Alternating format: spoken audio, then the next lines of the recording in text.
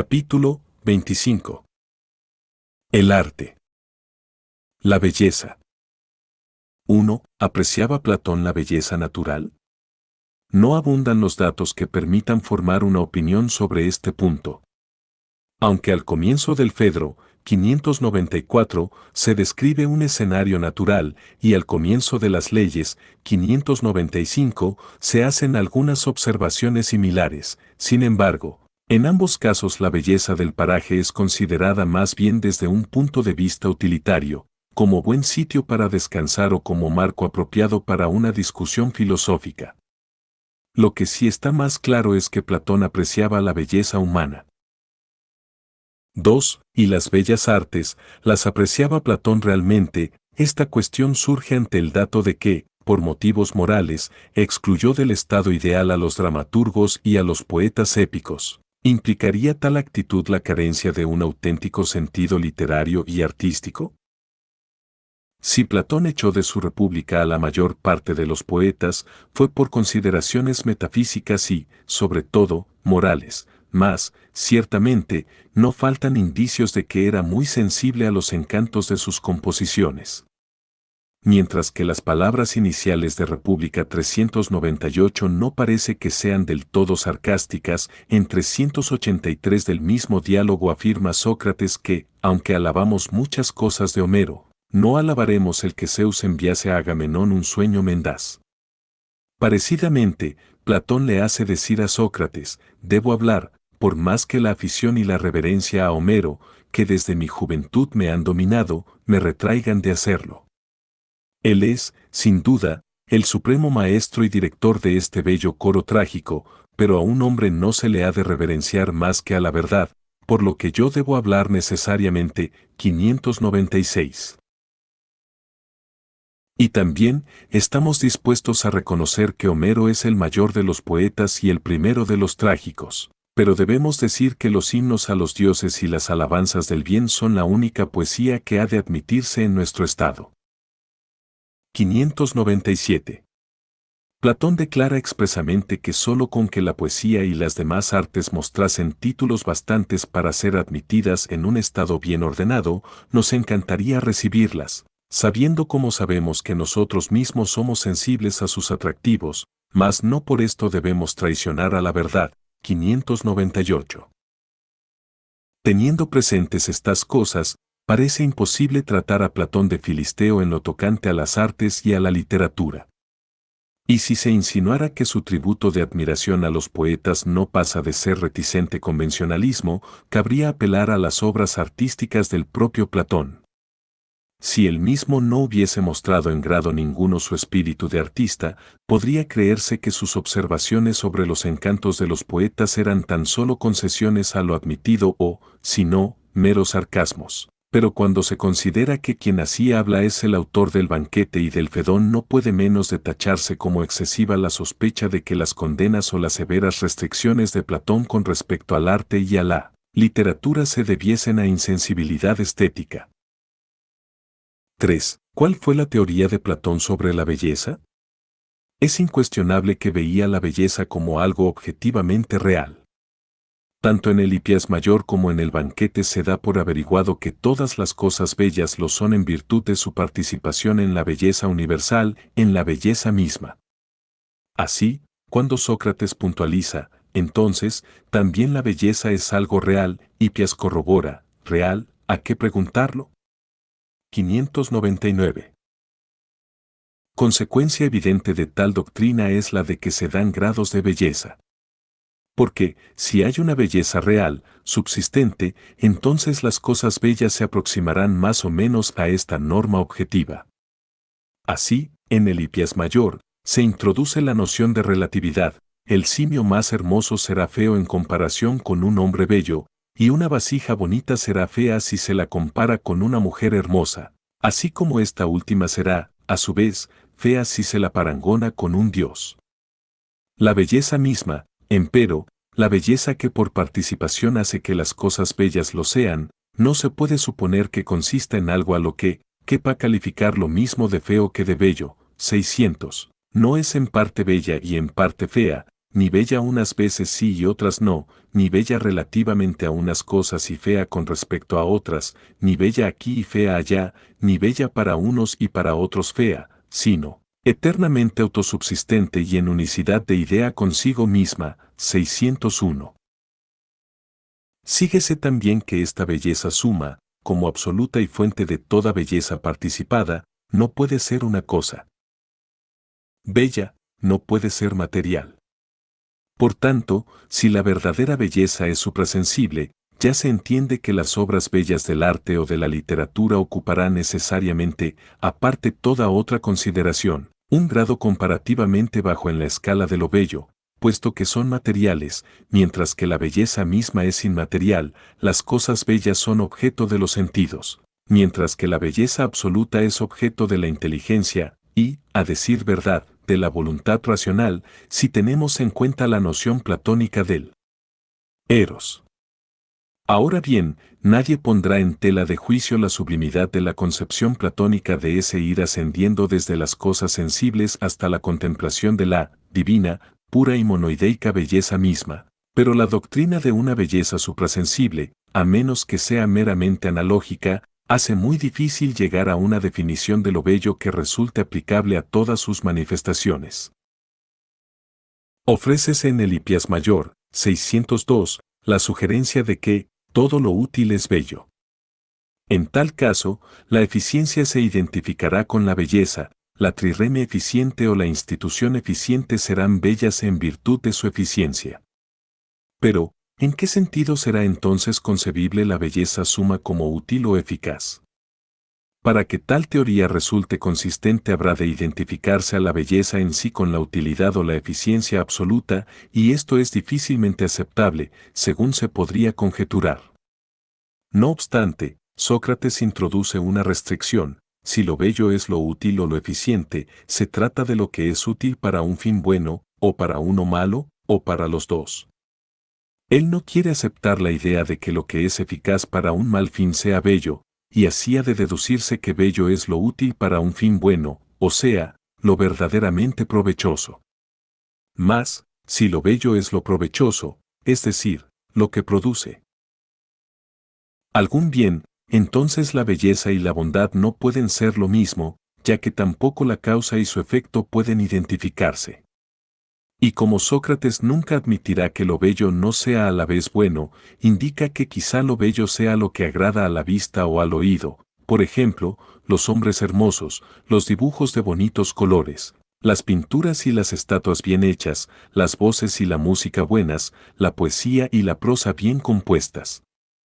Tal definición no se compagina mucho que digamos con la inmaterialidad de la belleza suma, pero, además, aparte completamente de esto, presenta otra dificultad, la de que, lo que proporciona placer por medio de la vista no puede ser bello simplemente porque se perciba mediante la visión, ya que, entonces, un sonido bello no sería tal, ni tampoco el sonido bello lo puede ser precisamente porque agrade al oído, ya que, en tal caso, una estatua bella, que es vista pero no oída, no sería bella.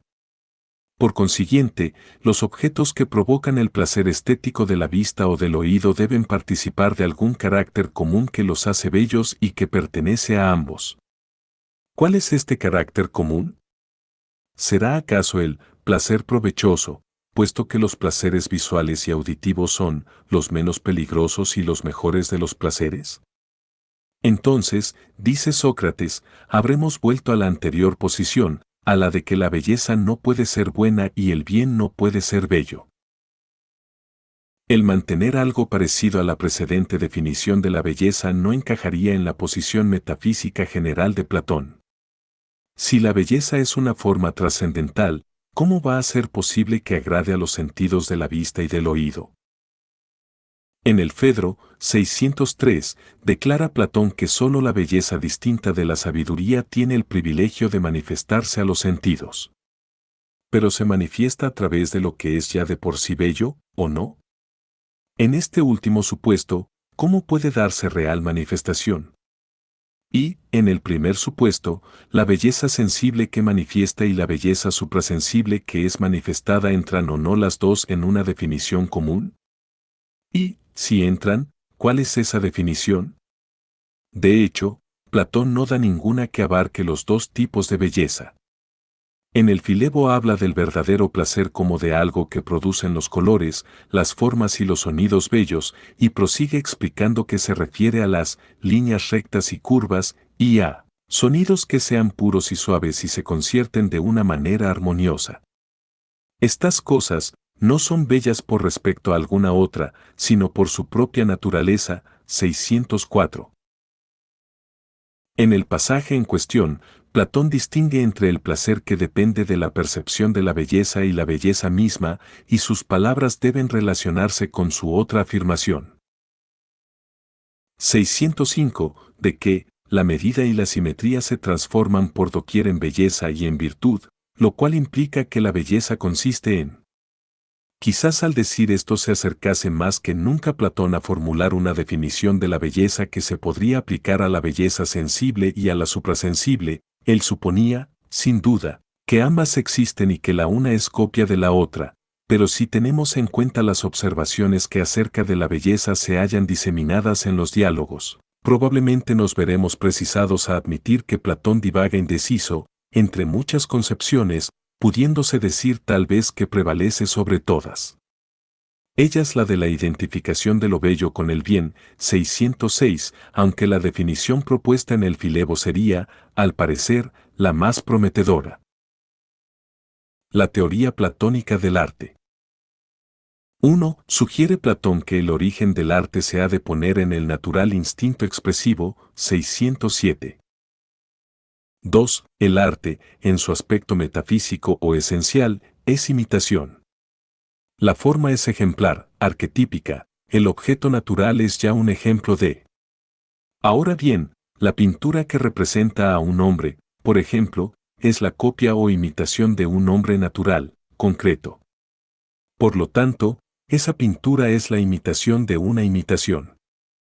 Mas la verdad hay que buscarla, propiamente, en la forma. La obra del artista está, pues, 2 grados alejada de la verdad.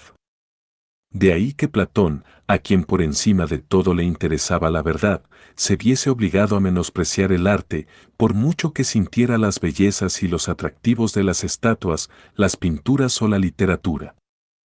Esta opinión despreciativa del arte sale a relucir con todo su vigor en la República, donde Platón la aplica al pintor, al poeta trágico, etc. 608. Algunos de sus reparos son un tanto cómicos, como cuando observa que el pintor ni siquiera copia de los objetos con exactitud, siendo un imitador de apariencias y no de lo real. 609. El pintor que pinta un lecho no lo pinta más que desde un solo punto de vista, tal cual aparece inmediatamente a los sentidos. El poeta describe la salud, la guerra y otras cosas por el estilo, sin ningún conocimiento real de aquello de que habla. En conclusión, el arte imitativo se halla sin duda muy alejado de la verdad. 610. Está, en efecto, 2 grados por debajo de la realidad, y le es facilísimo producir sin ningún conocimiento de lo verdadero, porque es simple semejanza y no realidad. 611. Valiente negocio el de quien dedica su vida a producir esas sombras de lo real. En las leyes hay algo que quizás sea un juicio un poco más favorable acerca del arte, aunque Platón no ha cambiado de posición metafísica. Al decir que la excelencia de la música no se ha de estimar tan solo por la cantidad de placer sensible que procura, añade Platón que la única música realmente excelente es aquella que consiste en una imitación del bien. 612. Y que, los que quieran la mejor clase de sones y de música no deben buscar lo agradable, sino lo verdadero, y la verdad de la imitación está, según íbamos diciendo, en que se parezca a la cosa imitada tanto por la cantidad como por la calidad. 613. Con esto se atiene, pues, aún al concepto de la música como imitativa, cualquiera admitirá que las composiciones musicales son todas imitativas y representativas, pero concede que la imitación pueda ser verdadera, si reproduce lo mejor posible, en su propio medio, la cosa imitada.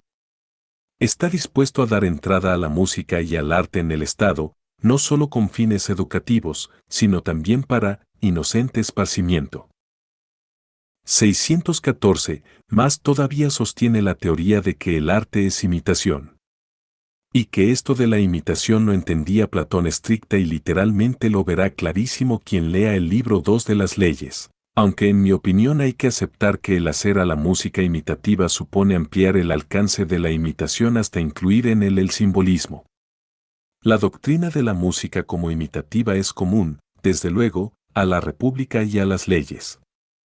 A través de este concepto de la imitación llega a fijar Platón las cualidades que debe poseer un buen crítico: a. Conocer aquello que se supone que la imitación imita; b. Saber si la imitación es veraz o no; y c. Saber si ha sido bien ejecutada en cuanto a las palabras, las melodías y los ritmos. 615. Nótese que la doctrina de la indicaría que, para Platón, el arte tiene definitivamente su esfera propia, mientras que la versa sobre el orden ideal y la sobre el orden perceptible de los objetos naturales, a la le concierne el orden imaginativo. La obra de arte es un producto de la imaginación y se dirige al elemento emocional del hombre. No hay por qué suponer que el carácter imitativo del arte tal como Platón lo sostenía denotara esencialmente una simple reproducción fotográfica, pese a que sus expresiones acerca de la buena o verdadera imitación den a entender que esto es lo que pensaba con frecuencia. Pues una cosa u objeto natural no es una copia fotográfica de la idea, ya que ésta, la idea, pertenece a un orden distinto del de los objetos físicos, de modo que se puede concluir, por analogía, que tampoco la obra de arte ha de ser necesariamente mera reproducción exacta del objeto físico. Es la obra de la imaginación creadora. Además, la insistencia de Platón en el carácter imitativo de la música hace muy difícil suponer, según lo he señalado ya, que la imitación quiera decir esencialmente simple reproducción fotográfica. Trátase más bien de simbolismo imaginativo, y precisamente por esto es por lo que tal imitación no comporta ni verdad ni falsedad, sino que es imaginativa y simbólica transmisión del brillo de la belleza, que se dirige, de suyo, a lo emotivo del hombre. Las emociones del hombre son diversas, unas, provechosas, otras, perjudiciales. De ahí que la razón deba decidir qué arte conviene y es admisible y qué otro arte haya de excluirse. Y el hecho de que Platón admita al fin, en las leyes, algunas formas del arte en el seno del Estado indica que el arte ocupa una esfera peculiar de la actividad humana, esfera que es irreducible a cualquiera otra. No se hallará a mucha altura, pero es una esfera particular, especial. Evidéncialo esto el pasaje en que Platón, después de referirse al carácter estereotipado del arte egipcio, observa que, si alguien solo es capaz de hallar del modo que fuere las melodías naturales, deberá incorporarlas con confianza a una forma fija y legítima. 616. Ha de admitirse, con todo, que Platón no llega a advertir, o no lo manifiesta bastante, que el distintivo específico de la contemplación estética es, de suyo, el desinterés. Le preocupan mucho los efectos educativos y morales del arte, efectos que nada suponen, indudablemente, para la contemplación estética en cuanto tal, pero que no por ello son menos reales y que deben ser tenidos en cuenta por quienes, como Platón, den más valor a la excelencia moral que a la sensibilidad estética. 617. 3. Reconoce Platón que la opinión corriente acerca del arte y de la música es la de que toda su finalidad consiste en proporcionar placer, pero esta es una opinión que él no quiere aceptar. Una cosa puede enjuiciarse por el rasero del placer cuando no proporciona ni utilidad, ni verdad, ni semejanza, alusión a la imitación, sino que existe sola y únicamente por razón del encanto que la acompaña. 618. Ahora bien, la música, por ejemplo, es representativa e imitativa, y la buena música tendrá la verdad de la imitación. 619. Por consiguiente, la música, al menos la buena, proporciona cierta clase de verdad, y así, no existe solamente por razón del encanto que la acompaña, ni puede ser juzgada únicamente por el rasero del placer sensible. Lo mismo se diga de las demás artes. La conclusión es que las distintas artes son admisibles dentro del Estado con tal que se mantengan a la altura que les es propia, subordinadas a sus funciones educativas, consistentes en proporcionar un placer provechoso. Que las artes no agraden o que no deban agradar, en modo alguno pretende decirlo Platón, quien concede que en la ciudad habrá de darse la debida consideración a la instrucción y al esparcimiento que proporcionan las musas. 620, y declara, inclusive, que todos los adultos y los jóvenes, libres o esclavos, de uno y otro sexo, y la ciudad entera, deberían complacerse sin cesar con las melodías de que hemos hablado, las cuales convendría que se fuesen cambiando y diversificando de mil modos, a fin de evitar la monotonía, de suerte que los cantores gustaran siempre de sus himnos y recibieran placer de ellos. 621. Pero aunque Platón en las leyes de cabida a las funciones recreativas y placenteras del arte, al inocente esparcimiento, 622, que el arte procura, en lo que más insiste es en sus funciones morales y educativas, en el hecho de que proporciona un placer provechoso. La actitud para con el arte se manifiesta más liberal en las leyes que en la República. Pero en sus rasgos esenciales sigue siendo la misma. Según vimos al tratar del Estado, en ambos diálogos se propugna el riguroso control o la censura más estricta del arte. Hasta en el pasaje donde dice Platón que habrá que dar la consideración debida a la instrucción y al esparcimiento que las musas proporcionan, pregunta también si al poeta se le deberá consentir que entrene a sus coros como le plazca, sin atender a la virtud o al vicio. 623. En otros términos, el arte admitido dentro del Estado debe tener aquella relación remota con la forma, aquella verdad de la imitación, por la vía del objeto físico, que es posible en las creaciones de la imaginación. Si no cuenta con tal relación, el arte será, no solo un arte sin provecho, sino también un mal arte, ya que el buen arte ha de poseer, según Platón, la citada verdad de la imitación.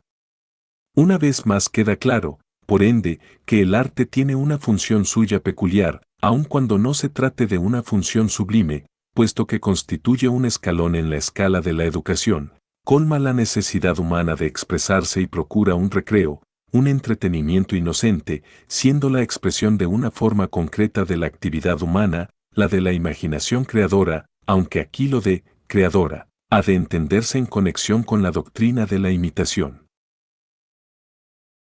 La teoría platónica del arte era, indudablemente, elemental e insatisfactoria, pero difícilmente se justificaría el aserto de que Platón no tuvo en este campo teoría alguna. Nota sobre la influencia de Platón.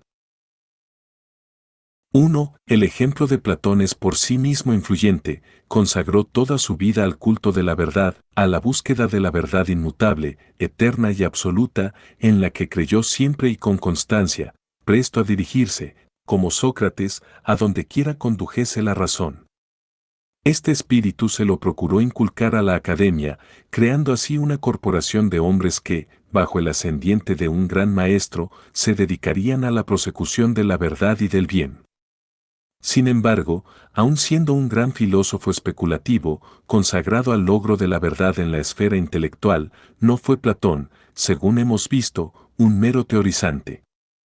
Dotado de intenso fervor moral y convencido de la realidad de los valores y de los modelos éticos absolutos, urgía a los hombres a cuidarse de su posesión más preciosa, el alma inmortal, y a que se esforzaran en el cultivo de la virtud verdadera, única cosa que les haría felices.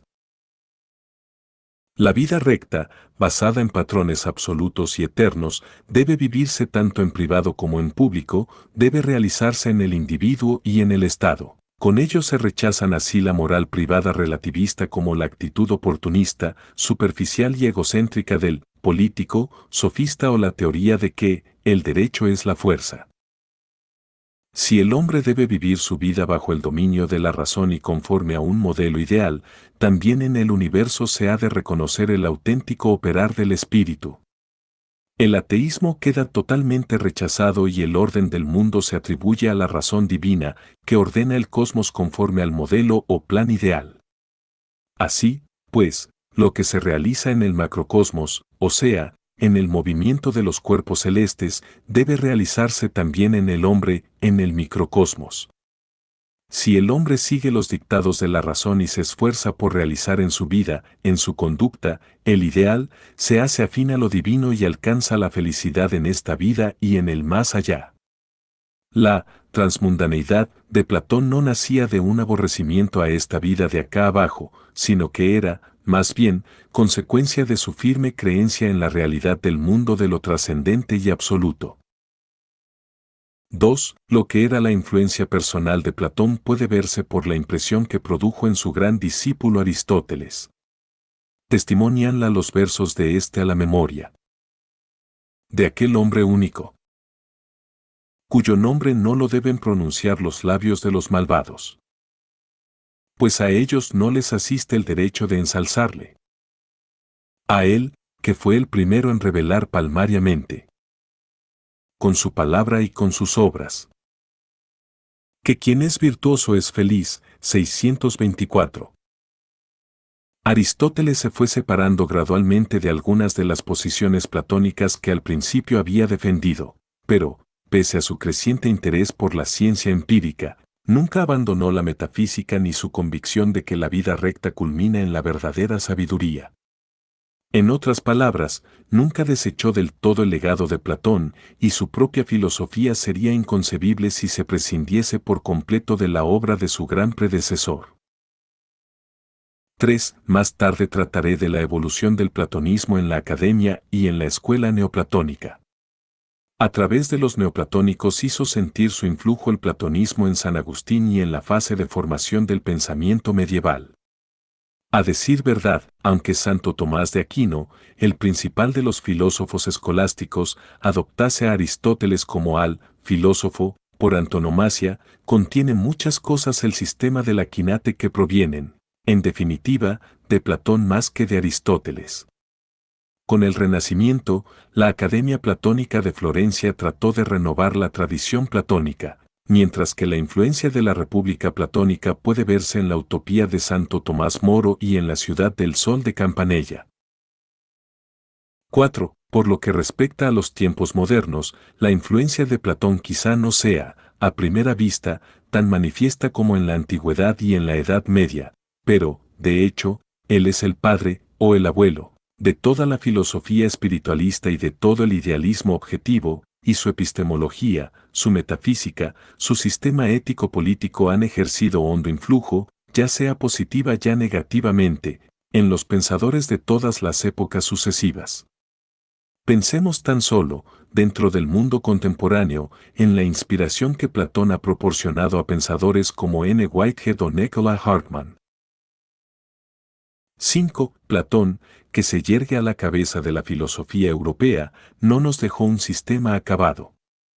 Es de lamentar, desde luego, que no poseamos sus lecciones ni una relación cumplida de sus enseñanzas en la academia, pues nos gustaría saber las soluciones de tantos problemas como son los que desde entonces vienen intrigando a los comentaristas. Pero, por otra parte, en cierto sentido podemos felicitarnos de que no haya llegado hasta nosotros, si es que lo hubo alguna vez, un sistema platónico compendiado y rígido, un sistema tal que fuese preciso aceptarlo en bloque o rechazarlo del todo, pues la actual situación nos posibilita el encontrar en él, con mayor facilidad probablemente que si fuere de otro modo, un ejemplo supremo de espíritu filosófico. Aunque Platón no nos haya dejado verdaderamente un sistema completo, sí que nos ha dejado el ejemplo de una manera de filosofar y el ejemplo de una vida consagrada a la prosecución de la verdad y del bien. Capítulo 26. La Academia Antigua. La filosofía platónica continuó ejerciendo hondo influjo durante toda la antigüedad, pero conviene distinguir varias fases en el desarrollo de la escuela platónica.